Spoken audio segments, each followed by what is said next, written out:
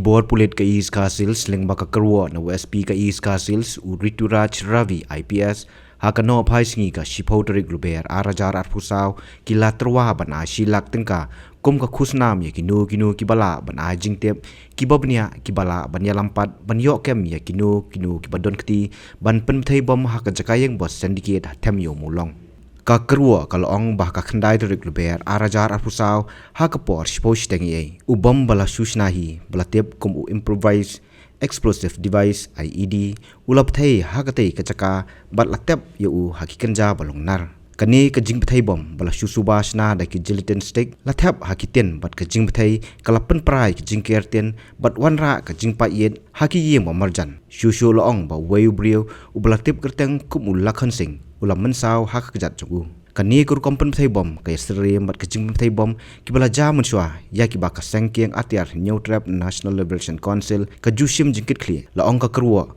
ka babenrap bahadu mentai kani ka Pynbthei bom syam ladon manu ban mi syakmat bankam laong ba ka ujor jahar sumuto hasadar police station halor kani ka jingja ban penya ya ka jingtoket hakikandon ka unlawful activities prevention act bat ka explosive substance act da ka bakkentu ya ki paiba ban ai ka jingtelang ki pulit ki laong ban alor ka khusnam shilak tengka ya ki ba ajingtep on buri ru ya ka jingithu jengki bat ki badon jingtep kila ban pha shaka special cell lengba ka call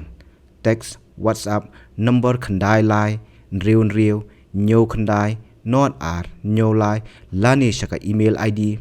specialcell.ekh.mlp@gmail.com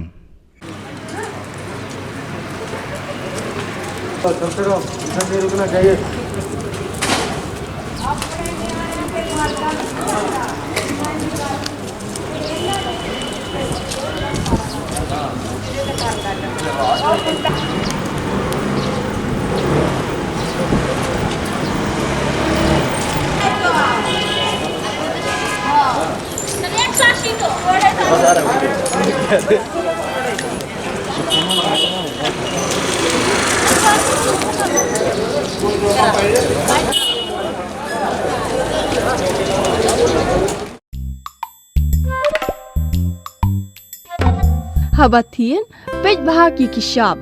plus F. Ka plus F? Hakabam bangibam dunaki eki batay kamet. Namar kata habathiru atau kau kamlu ka umpnyang kadut pej ya ka sharp plus F haka jingsom. Yaki nutrient kumki vitamin bat ka iron la icon diat bat ka bathau bha kam kta ka dur jingki marbam ka jingmat lani ka rukom shed yaki. Balehi banai kita. Kadon ka we ka jing mentoy ba kongsan. Ka kot ka kia. Ka nutrition bakam bha ka jing im bakam bha pendon kam daki marba medon ka sharp plus F menta kasni Lawan Ra Shafi Lingba ko office jong Commissionerate of Food Safety Meghalaya